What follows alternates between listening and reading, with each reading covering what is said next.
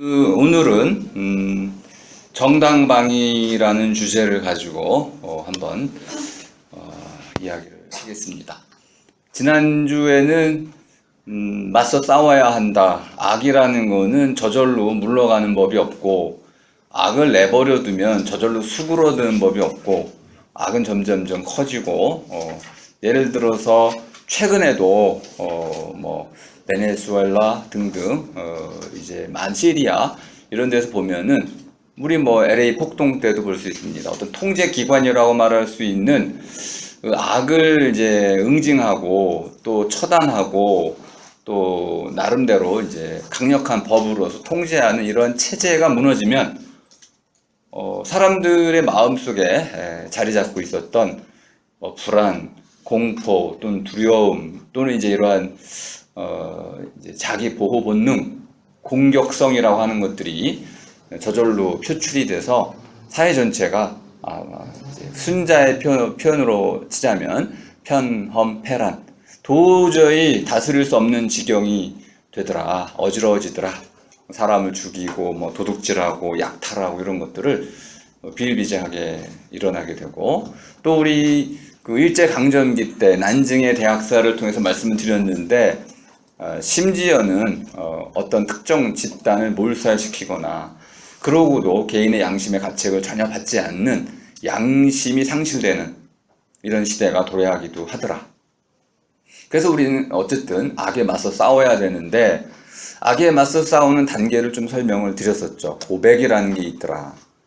근데 이 고백은 약자가 주로 하는 것인데, 이 고백의 그 후폭풍, 고백에 대한 결과를 떠맡는 일은 쉽지가 않습니다. 체면을 깎이는 일에서부터 목숨을 잃을 수도 있는, 복수를 당할 수도 있는. 그래서 이 고백이라는 것이 악을 악으로 드러내고 선언하고 또 그것을 물리칠 수 있는 첫걸음이지만은 그것이 결코 쉬운 일이 아니고, 또 두 번째는 어떤 특정한 방식으로 용기를 내서 혼자 또는 여럿이서 악에 맞서 싸우는 일을 또 할 수가 있겠다. 그리고 마지막으로 가장 중요한 것은 개인의 힘이 좀 미약하니까 결국 제도라든지 법을 통해서 악을 미리 막고 또 저질러진 악에 대해서는 강력히 응징하는 이런 이제 악에 대한 이제 그 응징 체계를 잘 마련해 가는 것, 이것이 결국 이제 악을 막을 수 있는 유일한 길이 아니겠는가. 물론 낙관론자들 입장에서 본다면은 악이라는 것은 사람이 교육을 잘 받는다든지 또는 스스로의 천성을 잘 발휘한다면 누구도 악행을 저지르지 않을 거라는 믿음을 가진 분들도 있습니다. 근데 저는 이러한 믿음이 근거가 없다고 생각을 합니다. 그래서 오히려 우리는 악에 대해서 잘 알고 그것을 막고 또 처단할 수 있는 용기, 이런 것들을 길러야 되고, 한마디로 말하면 슬기를 갖추지 못하면, 악이 어떻게 발생하는지 모른다면 우리는 악의 피해자가 될 수밖에 없다. 그런데 악에 맞서 싸울 때 어느 정도 싸우는 것이 허용될까요? 맞서 싸우다고만 사람을 죽여도 어쩔 수 없는 걸까요? 아니면은 악에 맞서 싸울 때도 어떤 지켜야 하는 금도 또는 황금률 같은 것이, 정도라는 것이 있는 걸까요?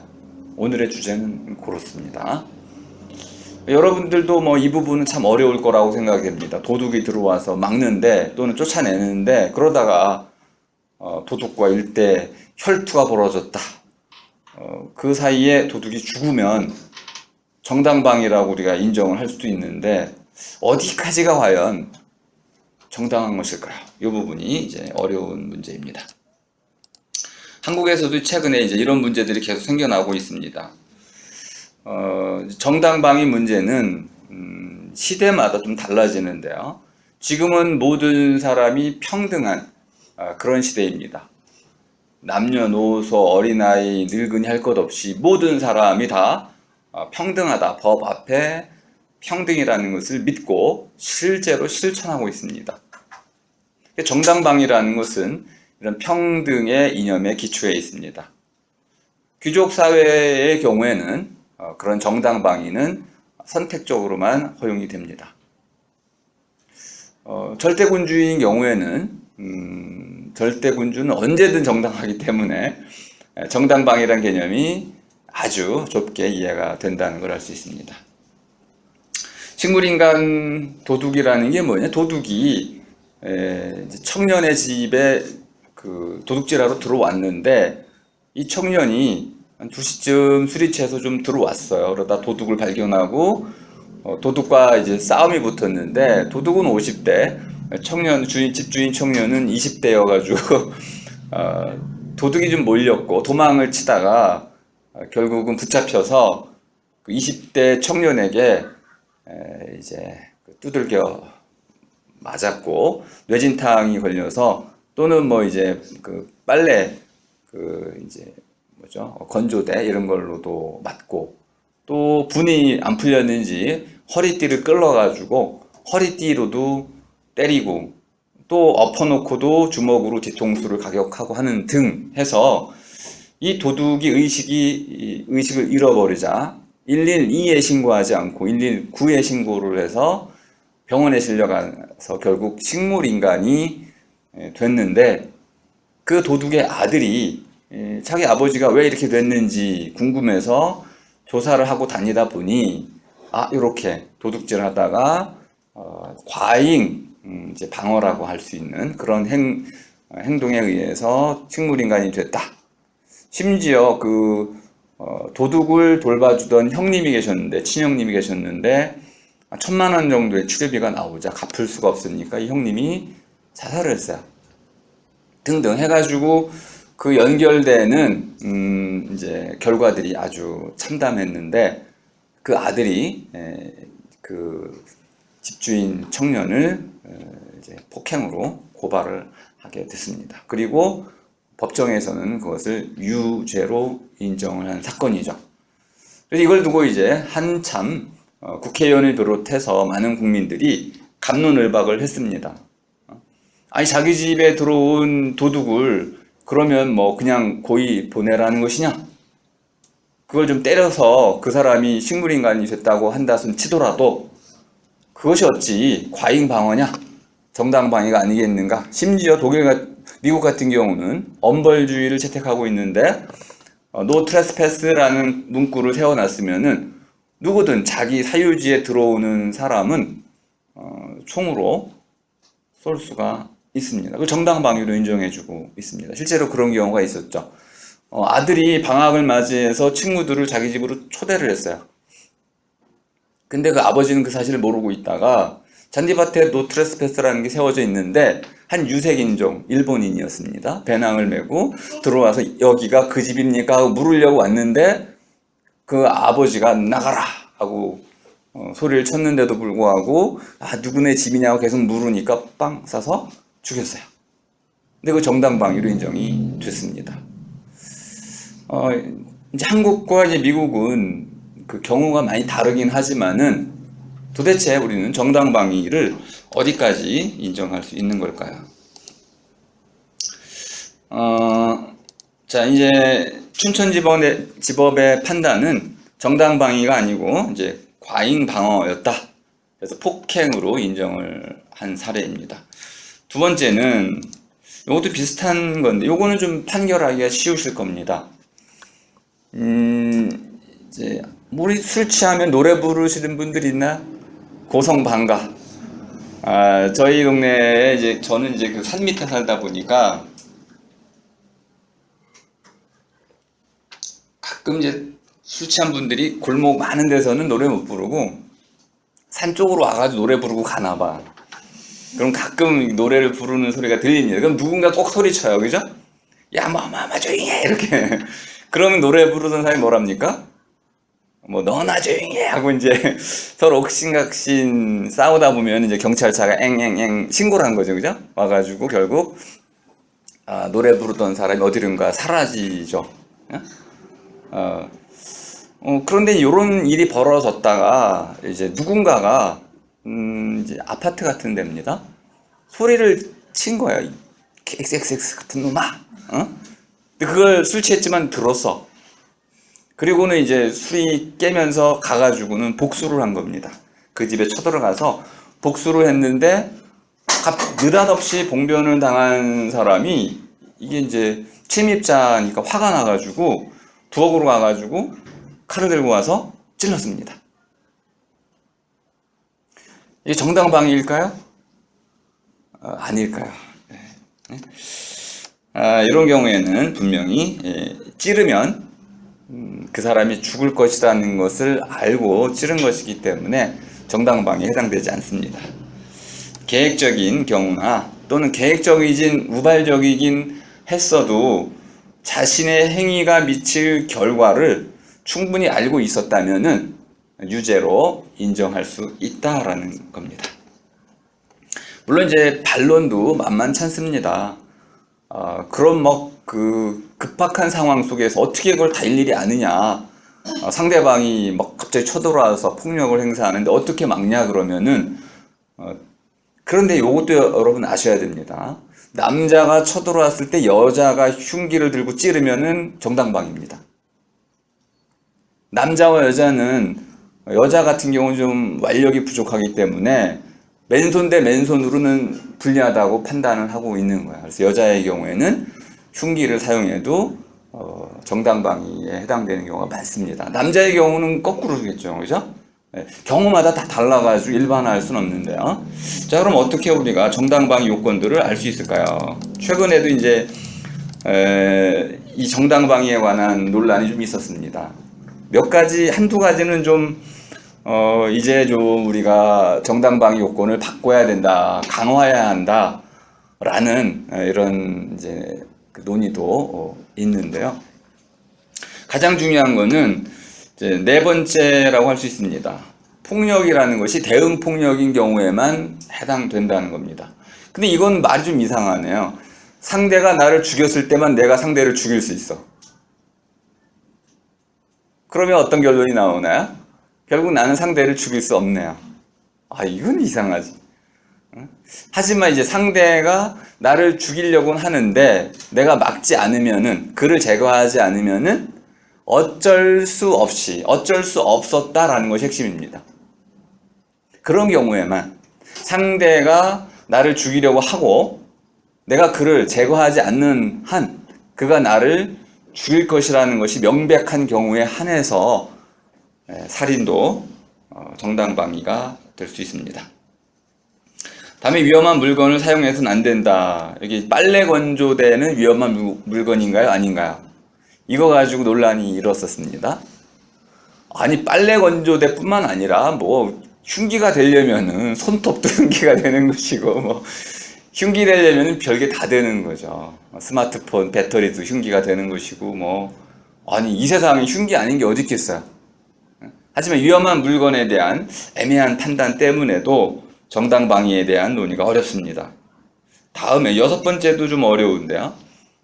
특히 이 아까 식물인간 도둑의 경우는 바로 요 여섯 번째 해당됩니다. 도둑은 싸울 의사가 없었고 도망을 가려고 했습니다. 상대방 폭력을 행사한 적도 없고 도둑이 도망가려고 잡힌 거죠. 그러니까 상대방이 폭력을 행사하려고 하지 않았고 폭력을 행사하지도 않았을 때는 폭력을 행사해서는 안 된다는 취지입니다. 그리고 상대가 폭력을 행사하다가 나 그만 때릴게 하고 손 들고 폭력 행사를 멈추면 나도 폭력을 행사해서는 안 된다는 취지이네요. 그리고 7번, 8번이 좀 문제가 될 수 있는 건데요.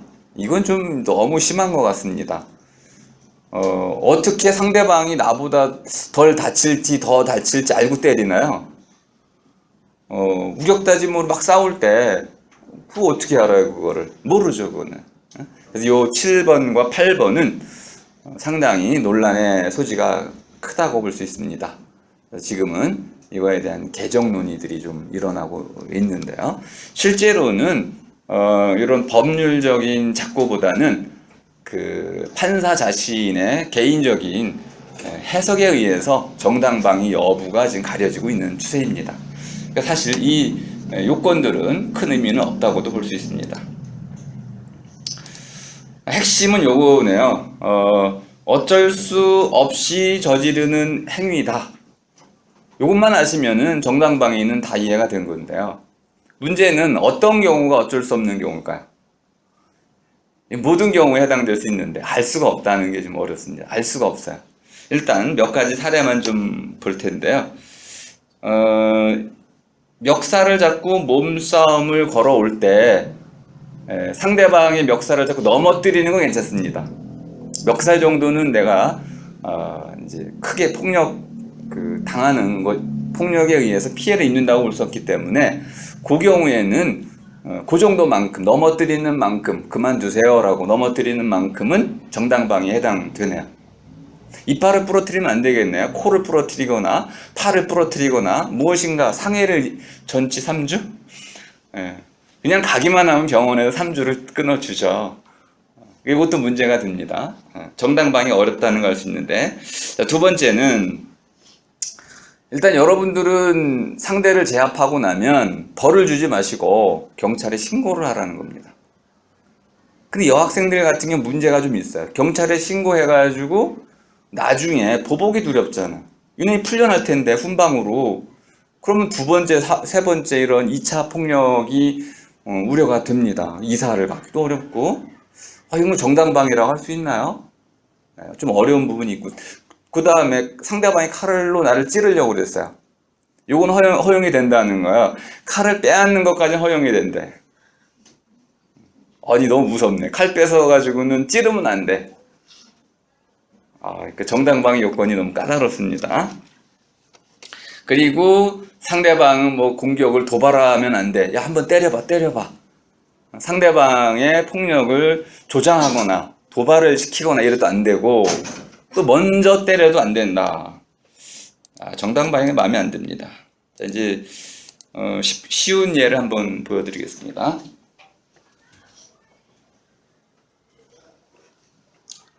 지금은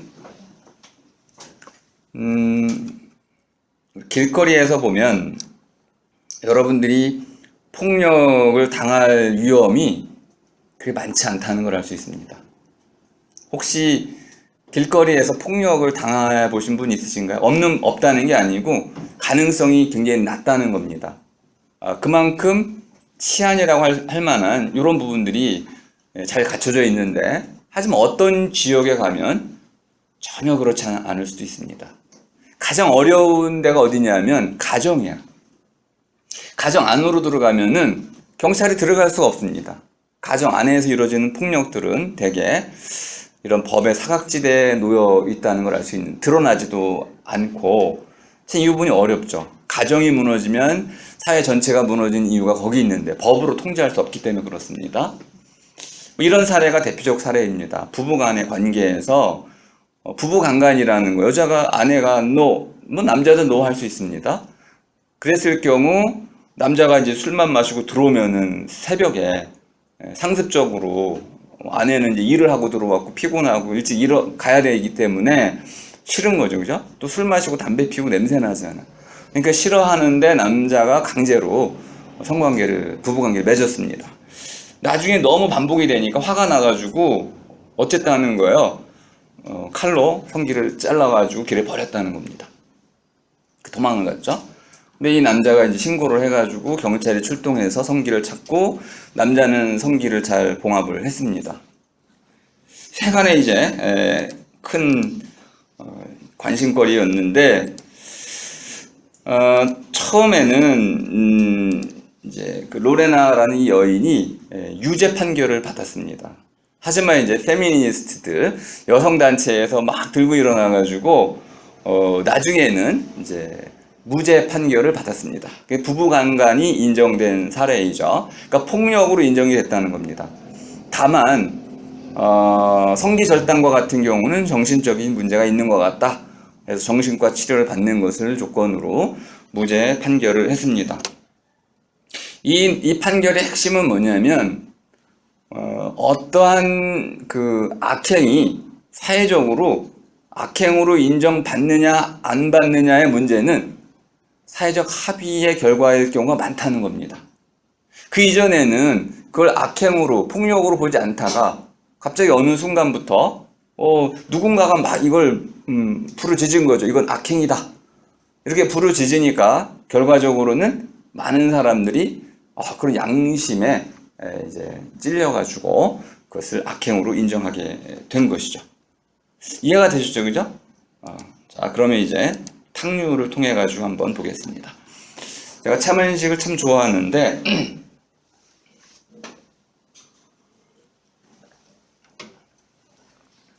짧게만 우리 탕류를 좀 보겠습니다.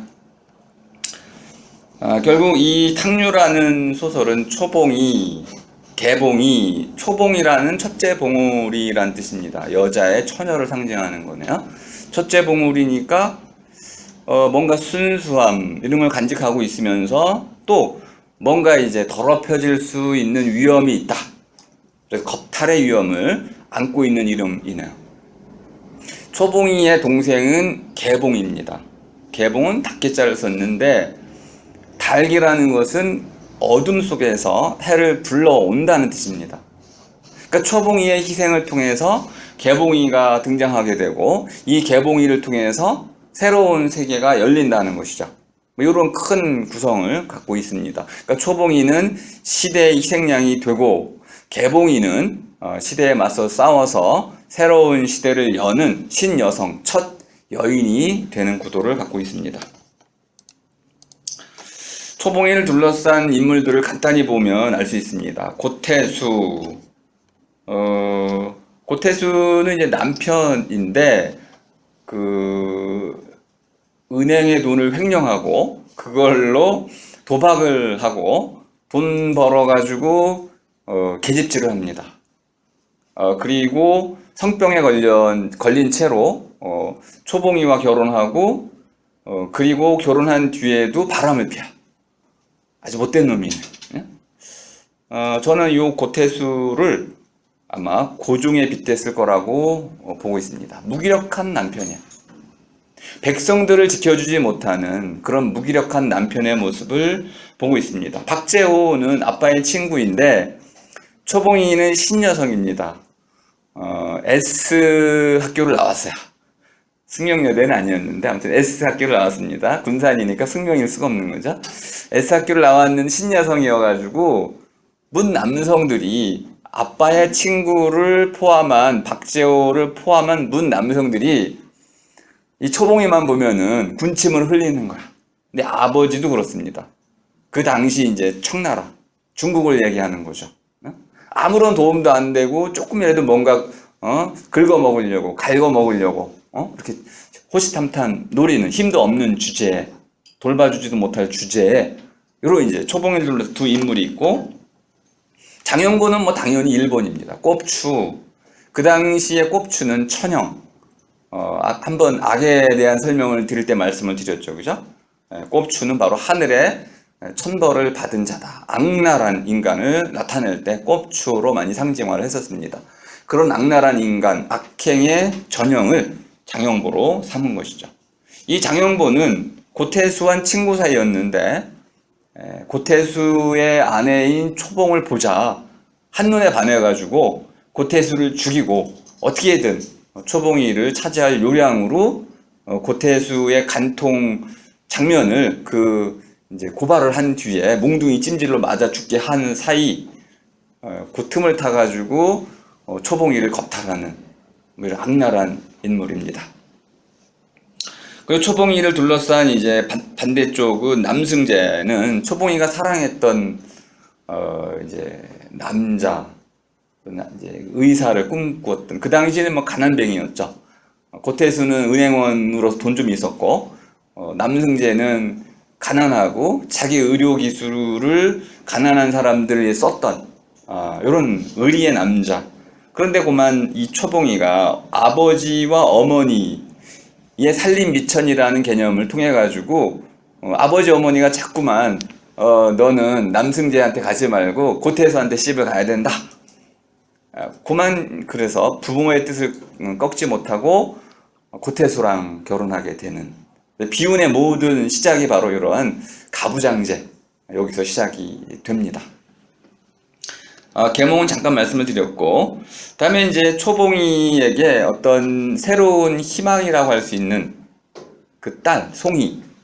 그런데 이 딸은 고태수의 딸인지 장영보의 딸인지 잘 모르지만 분명히 그 초봉이는 장형보의 딸인 것처럼 생각을 하고 있습니다. 이런 비운의 삶을 이제 살게 된 거죠. 일단 지리적으로 보자면은 군산은 지금 뭐 큰 도시는 아닌데 과거 1937년쯤 쓰인 소설인데 그때는 이제 일본이 조선의 이런 쌀을 수탈해 가지고 일본으로 수출하던 항구, 그러니까 뭐 그 미두장이라고 하는 쌀이 엄청나게 많이 있었어. 거기서 이제 선물한 데도 아시나요? 미리 이렇게 내년 12월에는 쌀값이 얼마일 겁니다. 미리 투자하는 거. 도박과 같은 거죠. 이런 걸 해가지고는 그런 미두장이 성행하던 그런 일종 도시였습니다. 그리고 최만식이 그리는 군산은 일본의 이러한 잘못된 부정적인 자본주의적인 요소가 다 들어와 있고 태폐적이고 사람들은 도박에 휩싸여 있고 또 이제 은행과 같은 이런 이제 어떤 부조리, 횡령 이런 것들이 난무하고 기생들이 있는 아주 부정적인 도시로 그려지고 있습니다. 겁탈을 당한 초봉이 자살을 결심하다가 결국은 군산을 떠나서 서울로 가야겠다. 그래서 서울이라는 자립의 도시, 자기만의 도시, 개인이라는 개인성을 상징하는 서울로 가서 새로운 삶을 살려고 합니다. 근데 그만 그 기차칸에서 박재호를 만나서 박재호가 중간에 천안에서 이 초봉이를 꼬셔서 내려. 그리고 천안의 온천에 가가지고는 결국 내 첩을 하거라. 이미 너는 헌 계집이 되었으니 아니 아버지의 친구가 자기 친구의 딸을 돌봐줄 생각은 안 하고 그 기회를 틈타가지고 어떻게든 첩으로 삼으려고 합니다. 근데 초봉이도 아이고 나도 이제 어떻게 먹고 살 길이 없는데 재호의 첩이 돼가지고는 한번 먹고 살아볼까 해가지고는 둘이 이제 뭔가 이해관계가 맞아가지고 서울에 가서 이제 첩살이를 시작을 합니다. 그리고 애를 낳으면서 이제 모든 중심이 송이 중심으로 꾸려지니까 박재호가 아니 어떻게 이 초봉이는 첩 노릇은 하나 하고 애만 이뻐하니까 점점 싫어하게 됩니다. 그때 바로 장형보가 나타나서 얘는 내 애다 하고 주장하면서 박재호에게 그 초봉이를 달라고 요구합니다. 근데 초봉이는 그걸 강하게 거절하지 못하고 또 계산을 해요. 나 혼자 여자 홀몸으로 어떻게 아이를 키운단 말인가? 그래가지고는 장형보한테 이렇게 얘기합니다. 야, 그럼 우리 송이 앞으로 보험을 얼마 들어주고, 우리 개봉이 서울로 공부시켜주게 돈 좀 주고, 우리 부모님들 용돈 좀 주고, 지금 당장 내 앞으로 얼마 주고, 해가지고, 생활비 주고, 해가지고, 돈으로 모든 걸 계산해서 장형보하고 거래를 하게 됩니다. 장형보는 고태수의 돈을 슬쩍 또 빼돌려가지고 또 돈을 많이 벌었어요. 자, 요런 이제 잘못된 판단을 통해 가지고 장형보와 이제 우리 초봉이가 한 집에서 살림을 차리게 됩니다. 하지만 이 장형보는 그 초봉이를 시도 때도 없이 우리 최만식은 밤의 일 아무튼 이제 밤일이란 의미로 이제 이야기를 했는데요. 끊임없이 이제 밤의 일을 요구하는 바람에 초봉이는 빼빼 마르는 거죠. 만일 초봉이가 그 형보의 요구를 들어주지 않으면은 형보가 송이를 들고는 거꾸로 들고 죽어라, 죽일 것이야 하고 아이를 학대를 했던 것이죠. 그러 이제 초봉이의 그 모성애를 자극함으로써 결국 초봉이는 형보가 원하는 어느 때든 요구를 들어줘야만 했던 거죠. 이 밤의 요구로 인해서 이제 초봉이는 정신적으로도 완전히 피폐해지고 맙니다. 결국은 이렇게 자살을 결심을 하게 되죠. 자살을 결심을 하러 나가서 뭐 약을 다 사와가지고 자기 신세한탄을 하면서 집으로 돌아오는데 집 안에서 또 초봉의 울음소리가 들립니다. 그러자 초봉이가 이제 넋이 나가가지고 집 안으로 뛰어들어가서 이제 아이를 거꾸로 매달고 있는 장형부를 발로 차고 또 진 누르고 그리고는 이제 주먹으로 때리고. 근데 평소에도 장영보가 초봉에게 많이 맞긴 맞았어요. 그럼 그때마다 장영보는 좋아라 했습니다. 오늘도 그런 줄 알고 초봉이는 분이 풀릴 때까지 장영보를 두드려 팼죠. 장영보가 이제 갑자기 의식을 좀 잃었습니다. 명치를 맞은 거죠. 그러자 초봉이가 이놈이 꾀병을 부린다 이렇게 생각을 하고는 이제 발로 지근지근 내려 밟기 시작합니다. 그리고 피가 이렇게 흘러나오기도 하죠. 하지만 그걸로도 분이 안 풀렸는지 이제 초봉이가 맷돌을 가지고 와서 장영보를 이제 내리쳐서 결국은 장영보를 죽이게 됩니다. 이 장영보와 살면서 초봉이의 말투는 이전의 초봉, 순진했던 초봉이의 모습은 다 사라지고 악이 남게 되는 거죠. 선한 모습이 사라지고 나면 우리는 선악이 함께 있다가 행동으로 나갈 때는 우리가 선악을 가려내서 선한 행동을 할 것인지 악한 행동을 할 것인지 그때그때마다 우리가 판단을 해서 행동에 옮기게 되는데, 자, 초봉이에게는 악만 남았어요. 행동만 하면 전부 악이죠. 말도 전부 악담입니다. 이렇게 초봉이가 완전히 악인에 물들어서 악인으로 되는, 그리고는 결국 형보를 맷돌로 내려 죽이고 머리를 곱게 빗고 자살을 하려고 하는 순간 개봉이가 남승재와 함께 언니를 구하러 오게 됩니다. 하지만 한 발 늦었죠. 그리고 개봉이와 남승재는 서로 결혼을 약속한 상태인데 초봉이가 남승재를 보자마자 이렇게 묻습니다. 나 기다려 줄 거야? 교도소 감옥살이 갔다 오면 그때까지 나를 기다려 줄 거냐고 남승재에게 묻습니다. 남승재는 한참을 망설인 끝에 다녀오라는 말을 하게 됩니다. 거기서 이제 소설이 끝나는데 그 지점에 최만식이 서곡이라는 제목을 붙여놨어요. 이것이 많은 해석을 낳게 됐습니다. 과연 장영보를 죽인 초봉의 미래는, 서곡이라는 게 이제까지 지금 장영보 죽이기까지는 프렐루드, 이제 아직 본 행사가, 본 연주가 실행되기 전이라는 거 아니에요? 그러면은 본 곡은 뭘까요? 초봉이는 어디에 있겠어요? 감옥에 있겠죠. 그러면 송이는 어떻게 될까요? 등등. 서곡이라는 것을 봤을 때 37년이니까 최만식은 광복에 대한 꿈을 접었습니다. 모든 지식인들이 광복에 대한 꿈을 접었어요. 그러면 이게 서곡이면 그 뒤는 어떻게 될까요? 그냥 어둠이네요. 감옥이네요. 희망이 아니고 거꾸로 보자면은 그냥 온통 어둠인 뿐인 그런 삶이 시작이 된다고 볼 수 있습니다. 이런 시대의 문제가 있는데요. 그래서 이렇게 한번 질문을 해보겠습니다. 시대 문제도 있고, 개인의 문제도 있고, 상황의 문제도 있고, 너무 복잡해서, 어떻게 딱 하나로 꼬집어 볼 수가 없습니다. 탕류에 나타난 장영보 죽이기는 너무너무 복잡한 문제가 있습니다.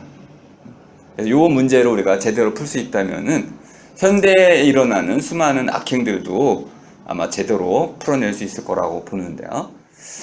문제를 이렇게 좀 좁혀보겠습니다. 초봉이 분명히 장영보를 죽였습니다. 그러면 그 초봉이의 그 살인, 사람 죽이기는 정당했을까요? 이걸 한번 묻고 싶어요. 그러면 여러분들도 이제 악에 대해서 어느 정도 감을 잡고 기준을 마련해 볼 수 있을 텐데요. 정당방위로 볼 수 있는지에 문제가 있는데 정당방위는 법의 문제입니다. 그러니까 악의 문제를 다룰 때 우리가 법의 테두리 안에서만 다룰 것인지 아니면 법의 테두리를 벗어나서까지 다룰 수 있는지 이것도 여러분이 토론하실 때 합의를 좀 하셔야 되고요. 예를 들어서 과거에는 이런 뭐 노비를 죽이는 것은 뭐 악이라고 할 수가 없었습니다.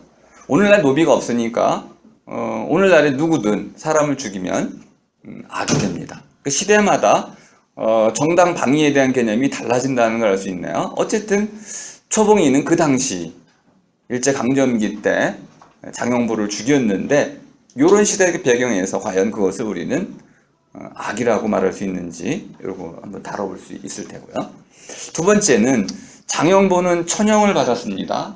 그리고 정말 악행을 저질렀어요. 친구를 배반하고 고자질을 하고 또 뭐 친구의 아내를 겁탈하고 뭐 그리고 가정 내 폭행을 일삼고 갓난아기를 죽이겠다고 협박하고 등등 못된 악행은 다 저질렀는데 근데 이렇게 묻는 건 좀 다른 물음이네요. 장영보도 혹시 피해자는 아닌가요?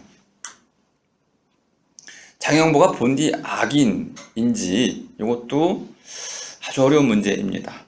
그럼 거꾸로 초봉이는 선인인가? 초봉이가 나중에 막 그 욕설을 해대고 장영보를 죽이고 악담을 하고 두드려 패고 맷돌로 내려 찍고 이런 걸 보면 초봉이를 우리가 선인이라고 할 수 있나요? 그것도 어려운 문제입니다. 그렇다면 이렇게 물을 수밖에 없네요. 악이라는 게 도대체 뭐냐?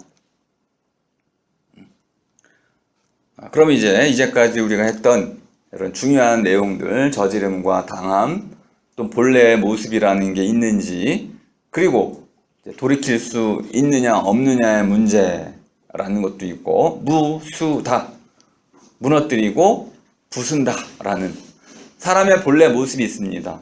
사람의 본래 모습 가운데 하나는 가능성이야. 사람은 가능성이 있습니다. 그 가능성을 잃어버리면 오히려 사람의 삶이 그대로 무수워지는 거죠. 그러니까 사람의 삶의 가능성은 지켜줘야 되고 존중되어야 합니다. 왜? 그것이 사람의 본디 모습이기 때문에 그런 것이죠. 물론 사람은 과거도 소중합니다. 그러니까 사람의 과거, 현재, 미래, 그의 태어남과 죽음 전체가 존중을 받아야 하는 것이죠. 그렇다면은 돌이킬 수 없음, 본디 모습, 무슴 이런 것들을 가지고 우리가 초봉이의 살인이 정당했는지 악했는지 아닌지 이런 문제들을 다뤄볼 수 있을 것이다. 그리고 마지막에 우리가 많이 쓰는 말인데요. 이것도 제가 뭐 분석을 좀 잘해드리고 싶지만 시간 관계상 짧게, 장영보는 죽어 마땅한 놈인지, 마땅하다는 말의 의미는 딱 들어맞는다 이런 뜻입니다. 장영보는 죽임을 당해도 딱 들어맞는다. 그러니까 죽어 이렇게 몇 대 맞을래 그러면은 보통 세대요 그러면 세대가 아주 안 돼. 5대. 맞는데도 형벌을 당하는데도 어떤 정도가 있다는 걸 알 수 있습니다. 그래서 죽어도 싸다라는 말의 의미는 뭐냐면 죽는 것 가지고는 값을 덜 치른 거죠. 그러니까 마땅하다는 말에는 값이 있다는 거야. 장영보를 죽인 그 초봉이는 얼마의 값으로 응징을 받아야 되고, 그렇다면 장영보가 죽어 마땅하다면은 장영보가 저지른 형벌은 죽음으로도 갚을 수 없다는 거야. 이해가 되셨나요?